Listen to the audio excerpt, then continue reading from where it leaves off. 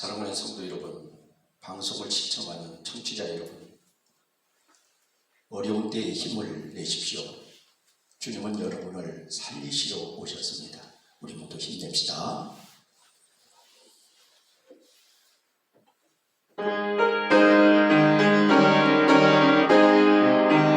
당신은 지금 어디로 가나요?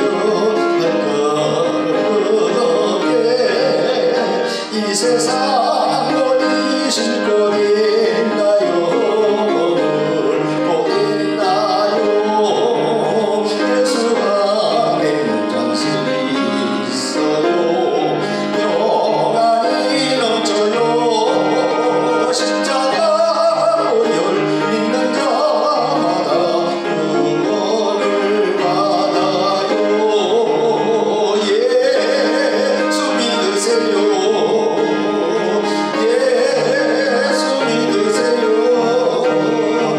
예수 믿으세요. 예수 믿으세요.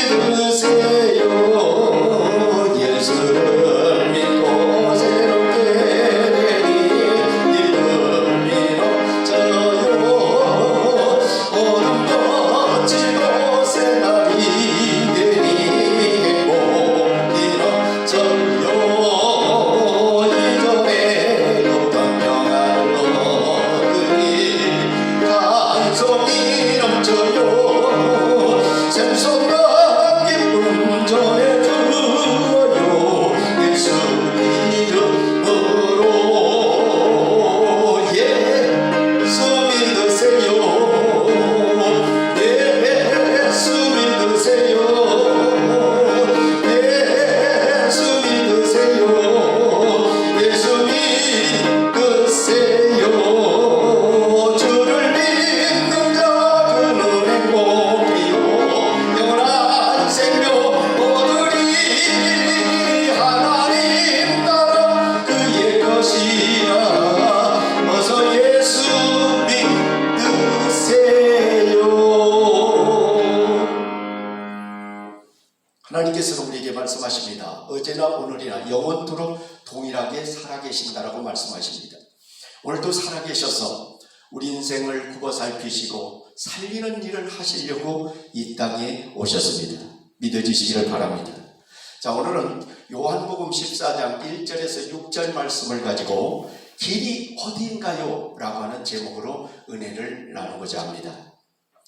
자, 길 참 중요합니다. 우리 인생을 살게 되면 숱한 길들을 걷기도 하고 자동차로 가기도 하고 또 많은 비행기길, 백길, 또한 열차, 전철, 버스 할 것 없이 수많은 길을 이용을 하고 갑니다. 만약에 우리가 살아가는 세상에 길이 없다고 생각하면 얼마나 힘들까요? 자, 오늘 본문 내용 속에 보게 되면 14장 1절에 예수님께서 너희는 마음에 근심하지 말라. 하나님을 믿으니 또 나를 믿으라 라고 하시면서 어디론가 가십니다. 왜 그럴까요? 이유는 예수님께서는 당연히 아버지 집으로 가시기 때문에 그렇습니다. 본래 계시던 곳으로 가셔야만 됩니다. 그래서 가시는데 그 다음에 중요한 것은 너희를 위해서 처소를 예비해 놓았다라고 이렇게 예비하러 간다라고 말씀을 하십니다. 이때의 도마는 대단히 궁금했습니다. 5절에 주께서 어디로 가시는지 우리가 알지 못하거늘 어찌 그 길을 알겠사옵나이까. 주님이 가신 길 나는 모릅니다. 어떻게 우리가 알겠습니까? 라고 도마 제자들은 궁금해하고 묻습니다. 우리가 여기서 대화를 할 때 상대방이 말귀를 알아듣지 못하는 것처럼 답답한 경우가 없습니다. 말이란 뜻이 서로 뜻이 통해야만이 말이 됩니다. 자, 흥부가 배고픈 배를 움켜쥐고 형님 집으로 찾아옵니다. 저 멀리 대문을 쫙 열고 들어옵니다. 저 앞에 보이는 부엌에 참으로 코를 아름답게 찌르듯이 냄새가 전해오는데 그 아름다운 쌀밥의 냄새가 나기 시작합니다. 흥부는 자기도 모르는 사이에 그저 웅거춤하면서 그 부엌을 향하여 들어갑니다. 그런데 부엌에서 형수님이 밥을 해서 푸고 있는 중이었습니다. 뒤에서 보니 형수님의 참 엉덩이가 보름달만하게 생겼습니다. 인기척을 했으나 형수님은 알아듣지 못했던 것 같습니다. 가까이 가서 형수님께 형수님 저 흥분돼요. 형수님은 깜짝 놀랐습니다. 그래서 푸던 밥 주걱을 가지고 이 흥부의 뺨을 때렸습니다. 자, 여기에 저 흥부입니다 라고 했으면 맞지 않았을 겁니다. 저 흥부인데요. 그러니 형수씨는 화가 나서 밥 주걱을 가지고 흥부에게 때렸습니다. 흥부가 기가 막혀, 흥부가 기가 막혀, 흥부가 기가 막혀, 흥부가 기가 막혀. 예, 신흥대 출신 육각수들이 불렀던 내용입니다. 이처럼 말에는 소통이 되지 않으면 서로 불쾌한 감정이든지 어려움을 갖게 되는 것이죠. 지금 제자들이 예수님의 말씀을 알아듣지 못하는 이유가 뭘까요? 사람들은 보편적으로 자신의 수준으로 어떤 말을 이해하려고 하기 때문에 그렇습니다. 그러나 이것은 어떤 IQ나 그 사람의 배움의 지식의 문제가 아닙니다. 여기에서 대화의 단절은 왜 되었을까요? 먼저 생각하기는 영적 세계와 육적 세계의 말이 다르다는 얘기입니다.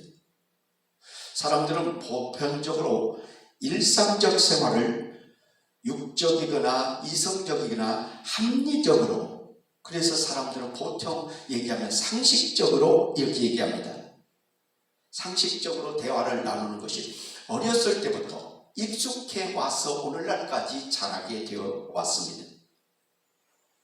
자, 그러다 보니 여기에서 어떤 영적인 말이 들어오면 육적인 사고와 충돌을 일으키게 되고 갈등을 일으키고 반대해서 믿지 않으려고 하고 거부를 하게 됩니다. 그럼 이런 뜻에서 교회란 어떤 도덕이나 윤리나 합리성을 잣대로 재면 맞지 않습니다. 또한 더 나아가서 대화의 단절은 영적인 시간이 흐른다라고 해서 저절로 터득되는 것도 아닙니다. 예수님의 제자들은 예수님과 함께 3년 반 동안 따라다니면서 예수님의 하시는 가르침도 받았습니다. 예수님의 하시는 모든 것들도 다 들었습니다. 이적과 기사를 행하는 것도 다 보았습니다.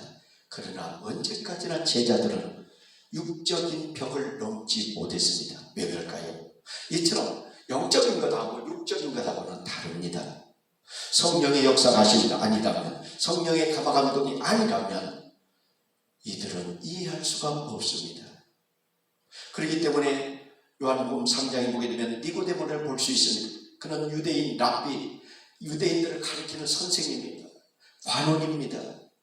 참으로 그렇게 훌륭한 사람이라 할지라도 예수께 찾아와서 예수님께 질문을 했을 때 예수님의 이 거듭남에 대해서 얘기할 때 그는 알 수가 없었던 말을 합니다. 내가 어떻게 거듭납니까? 엄마 뱃속으로 다시 들어가야 됩니까? 라고 되었습니다. 이처럼 영과 육적인 대화의 채널 차이에는 엄청나게 다르기 때문에 사람들은 영적인 이야기를 하면 거부부터 하려고 하고 이걸 받아들이지 않고 있다는 이야기가 되겠습니다. 구약성경으로 돌아가서 올라가면 열왕기하 6장 14절 이하에 보게 되면 이 아람 왕이 어전회의를 합니다. 아니 그런데 어떻게 해서 우리가 비밀리에 회의를 하는데 저쪽에 이스라엘 나라는 어떻게 우리를 잘 알고 방비 대책을 다 세우고 우리를 막고 있느냐.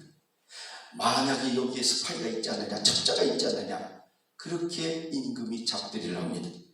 신한 사람이 얘기합니다. 그게 아니랍니다. 저 나라에는 엘리사라고 하는 하나님의 종이 있답니다. 그 하나님의 종에 다 우리의 계략을 다 알고 있기 때문에 저들은 방어와 방비책을 잘한다고 합니다. 그렇다면 그 엘리사라고 하는 한 사람을 잡으면 되겠다라고 해서 이 아람 왕은 군대들을 동원해서 도단성에 있는 엘리사를 잡아오고 죽이려고 그 밤새 그 도단성을 진을 치게 됩니다. 엘리사를 돕고 있는 밑에 사원이 아침에 일찍 일어나 보니 아니 군대가 쫙 이 자기 주인 집을 거점으로 한 성에 다 둘러싸여 있으면 큰일 났습니다. 주인님 큰일 났습니다. 이 군대가 얼마나 이렇게 많이 와서 우리를 주인님을 잡으러 오려고 왔습니다. 그럴 때에 엘리사는 사환에게 걱정 말아라. 하늘의 군대가 이들보다 더 많이 있단다 라고 얘기합니다. 그래서 사환을 데리고 와서 그들이 눈을 열어줍니다. 그때 사환이 깜짝 놀랍니다. 이처럼 영적인 일과 세상적인 일, 영적인 언어와 세상적인 언어, 영적인 생각과 세상적인 생각 항상 다르고 차이가 있음을 알 수 있습니다. 그래서 오래도록 교회를 다니거나 예수를 믿는 삶을 산다 할지라도 내가 영적인 사람으로 성령의 사람으로 변하지 않으면 이 하나님 말씀을 알 수도 없고 믿을 수도 없다는 얘기가 되겠습니다. 그렇다라고 얘기를 안 하면 안 됩니다. 그렇지만 육적인 질문은 우리로 하여금 영적 세계로 인도하는 길이 되기도 합니다. 성경 요한복음 11장에 가서 보게 되면 나사로와 삼남매가 살아있던 그 가정에 나사로가 죽게 됩니다. 그때에 그 참으로 이 마르다는 예수님이 늦게 오심을 보시고 만약에 예수님이 여기 계셨더라면 우리 오라비가 죽지 않았을 것입니다. 그랬을 때에 예수님은 너희 오라비는 살 것이다 라고 얘기합니다. 자, 이 마르다는 전혀 예수님의 어떤 뜻인지를 모릅니다. 평소에 요한복음 11장 23절 이하의 말씀을 보게 되면 마르다는 죽은 후에 부활을 믿고 있습니다. 예, 맞습니다. 주님, 죽고 난 후에 다시 부활될 겁니다 라고 하는 생각입니다. 그러나 예수님의 생각은 현재 이곳에서 살아난다는 얘기입니다. 이처럼 영적인 대화와 육적인 대화의 차이점이 분명히 있습니다. 이 한걸 보게 되면 요한복음 4장에 가서도 이 사마리아 여인과 예수님과의 대화 속에서 알 수가 있습니다. 그 여인에게, 사마리아 여인에게 예수님이 물을 좀 달라고 얘기할 때에 참으로 어떻게 유대인이 이 형편없는 사마리아 사람에게 물을 달라고 합니까? 라고 대화가 시작됩니다. 그런데 네가 나가 누구인 줄 안다면 그걸 분명히 안다라고, 알 것이다 라고 얘기를 합니다. 그러면서 예수님께서는 말씀하십니다. 정말로 내가 주는 물 영원히 목마르지 않을 것이다. 내 인생은 먹고 먹어도 가란다, 고갈되지만 내가 주는 물은 영원히 목마르지 아니할 것이다. 그래서 이 여인이 예수님과의 대화에 처음에는 소통이 되지 않았지만은 그는 깨닫고 와 보라, 나는 예수를 알았다, 그분이 누구인가를 알았다라고 동네방네 가면서 소문내고 가서 떠드는 내용이 나옵니다. 자, 그렇다면 우리는 여기에서 인생의 길에는 뜰이 떠오르고, 예, 그러니까 세 가지 W가 있습니다. 하나는 what, 무엇이냐 이게. 두 번째는 where, 어디로. 세 번째는 why, 왜 라고 하는 얘기입니다. 자, 그래서 많은 철학자들은 얘기합니다. 인생은 무엇이냐, 어디로 갈 것인가, 내가 어디로 왔으며 어디로 갈 것인가. 자기의 질문은 철학이 나오기 시작합니다. 그래서 일찍이 최준식 고인이 되었습니다. 인생은 나그네 길 어디서 왔다가 어디로 가는가, 구름이 흘러가듯 저 떠도는 길에 정일랑 주지 말라, 미련일랑 두지 말라. 비록 가요곡이지만 마음을 찡하게 하고 우리를 뭔가 생각하게 할 수 있는 노래였습니다. 모든 철학에서 문제가 되는 세 가지. 나는 어디서 왔으며 무엇을 하다가 어디로 갈 것이냐. 이것이 바로 길입니다. 인생의 길이란 세상 사람들에게만 적용된 것만은 아닙니다. 이것이 영적 문제에도 동일하게 적용된다라고 하는 사실입니다. 그래서 예수님께서는 본문의 요한복음 14장 6절 말씀에 나는 길이요 진리요 생명이니 나로 말미암지 않고는 아버지께로 갈 수가 없다, 올 자가 없다라고 말씀을 합니다. 그렇다면 이 말씀을 통하여서 몇 가지 추리해 볼 수가 있습니다. 첫째는 예수님께서 자신을 설명하실 때 보면 언제든지 선언적으로 말씀을 하신다는 얘기입니다. 즉 이 말씀은 무슨 얘기냐면 요한복음 6장 35절 같은 데 가서 보게 되면 나는 생명의 떡이다, 나는 못못이다 이렇게 얘기해요. 나는 목자이다, 또 나는 포도나무다, 나는 세상의 빛이다 라는 등등 이렇게 선언적인 말씀을 하십니다. 자, 그러면 이 말씀을 두고 보면 다시 구약 성경에 올라가서 보게 되면 출애굽기 3장 14절에 가서 보게 되면 모세가 등장합니다. 모세의 소명장이라고 할 수 있습니다. 모세가 광야 40년 동안 방황을 하다가 이제 장인 이드로를 만나게 됩니다. 양을 치다가 어느 날 호렙산, 하나님의 산 호렙산 떨기나무에서 정말로 뭉게뭉게 구름이 올라오는 그 모습을 발견합니다. 그 연기 속에서 가까이 가서 그 불꽃 속에 뭐가 있는가 가까이 왔을 때에 너희 속에서 거룩한 것이 네 씨를 벗으라 하면서 하나님이다 라고 하는 것을 알게 됩니다. 그때에 모세는 그럼 당신은 나가 이 백성들에게, 이스라엘 백성들에게 뭐라고 소개를 해줘야 됩니까? 하나님 말씀하십니다. 출애굽기 3장 14절에 말씀합니다. I am who I am. 나는 나 스스로 있는 자다 라고 얘기합니다. 우리 모든 자연 삼라만상과 인생은 피조물입니다. 그러나 하나님 여호와 하나님은 족을 주십니다. 그렇기 때문에 나는 나 스스로 있다. 누가 지어준 것도 아니고 만들어준 것이 아니야 라고 하는 이야기를 하게 됩니다. 자, 그렇기 때문에 여기서 하나님과 예수님은 절대적인 선언을 합니다. 절대적인 신적 권위를 가지고 하나님만이 하실 수 있다라고 이렇게 말씀을 합니다. 자, 그러면 여기에서 우리가 천국으로 갈 수 있는 유일한 길은 뭘까요? 진리요 생명이요 길이다.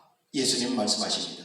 오늘날 다원주의의 주장자들은 모든 것도 다 신이 있다, 어디든지 믿으면 됐지라고 생각하는 분들입니다.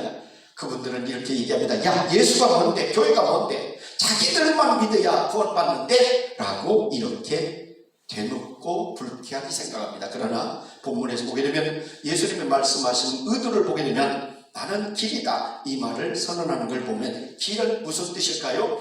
화해를 의미하고 있습니다. 그동안 하나님께로부터 가는 길, 사람들에게는 아담 이후에 죄로 막혀 있었는데 예수님이 길이 되셔서 트여주었다라고 하는 얘기입니다. 길은 목표가 아니라 과정입니다. 길은 목표가 아니라 수단과 방법입니다. 자, 그러면 길에 관해서 세 종류의 사람이 있습니다. 첫째, 한 사람은 가는 도중에 길을 잃어버린 사람이 있습니다. 이를 갖다가 소위 방황하는 사람, 이렇게 얘기합니다. 두 번째는 참으로 나름대로 열심히 가는데 지름길을 모르다 보니 가는데 다시 갔다가 또 돌아오고 또 돌아오는 이렇게 고추먹고 맴맴 이런 인생의 삶을 삽니다. 또 어떤 사람은 무조건 갑니다. 길이 있든 없든 무작정 가릅니다. 이건 무지한 사람이라고 이렇게 얘기합니다. 자, 그렇다면 여기에서 보게 되면 생각해보면 인간의 노력으로 가능할까요? 자, 이렇게 말씀드리겠습니다.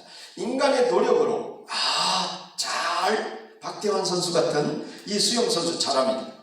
정말로 아무리 이렇게 수영을 잘한다 할지라도 태평양을 건너서 미국으로 갈 수 있을까요? 불가능합니다. 자, 그럼 미국으로 갈 수 있는 길이 있습니다. 배를 탄다든지 비행기를 타고 가면 갑니다. 그렇습니다. 인간이란 언제나 한계가 있습니다. 인간 스스로 할 수 있는 것도 있지만 거의 할 수 없는 일들이 많습니다. 구원의 길, 천국 가는 길 내가 만들어갈 수 없습니다. 그러기에 예수님을 믿고 예수님을 받아들이면 갈 수 있습니다. 할렐루야. 자, 인간이 예수님을 믿을 때만이 천국행이 가능하다라고 하는 얘기입니다. 자, 그래서 예수님께서 나는 진리다. 요한복음 8장 32절의 말씀 보게 되면 진리를 알지니 진리가 너희를 자유케 하리라 이렇게도 말씀을 하십니다. 자, 분명히 길을 가려면 내비게이션이 있든지 조명이 필요합니다. 길이라고 모두 같은 길은 아닙니다. 길에도 바른 길이 있고 지름길이 있고 안전한 길이 있습니다. 그러면 바로 이 바른 길, 지름길, 안전한 길이 뭘까요? 바로 세상의 진리라고 하는 얘기입니다. 진리는 오직 하나뿐입니다. 바로 예수 그리스도십니다. 만약에 한번 생각을 해봅시다. 태양이 두 개라고 생각해 보십시다. 그러면 우리 이 지구상에 있는 모든 삼라만상은 다 뜨거워서 말라 죽고 말 것입니다. 나를 낳아준 엄마가 둘이라고 생각해 보십시다. 그러면 대단한 정체성의 혼란이 와서 살 수가 없을 것입니다. 이처럼 하나라고 하는 것이 진리입니다. 오직 하나라고 하는 것이 진리라고 하는 것인데 이게 바로 인간이 천국으로 갈 수 있는 유일한 방법은 예수 그리스도 뿐이라는 말씀이 되겠습니다. 이런 절대 진리를 상대적 지식이나 진화론적 사고에 연결해서 희석시켜서는 절대 안 된다는 얘기입니다. 사람은 인간의 학문이나 지식이나 논쟁의 대상이 아니라고 하는 것은 하나님 앞에 하나님을 그렇게 대해서는 아니라고 하는 얘기입니다. 그래서 주님께서 창세기 1장 1절에 하나님의 존재에 대해서 설명하는 것이 아니라 태초에 하나님이 천지를 창조하셨느니라 선언적인 말씀을 하셨습니다. 그렇기 때문에 하나님이 행하신 그 일들을 기록해 놓은 것이 성경입니다. 그것이 하나님 앞으로 갈 수 있는 내비게이션입니다. 그 안에 바로 예수 그리스도를 믿어야 됩니다. 마지막으로 요한복음 17장 3절 말씀해 보게 되면 영생은 이것이니 곧 유일하신 하나님 아버지와 아버지께서 보내신 자를 아는 것이라. 할렐루야. 예수 그리스도를 아는 것만이 구원받는 길이요 정확히 천국 갈 수 있는 길을 가고 있는 사람들입니다. 여러분들은 바로 그 길을 가고 있습니까? 전지전능하신 여호와 하나님 감사합니다. 하나님의 놀랍고 크신 은혜의 사랑을 오늘 말씀을 통해서 깨달았습니다. 이 천국 가는 길, 예수를 통하여 갈 수 있는 길 분명히 알았습니다. 이 길을 놓치지 않고 끝까지 완주자들이 되게 하옵소서. 깨닫지 못한 자들을 깨달을 수 있도록 도와주옵소서. 어려운 이때에 힘을 주시고 도와주옵소서. 예수 그리스도의 이름으로 기도하옵나이다.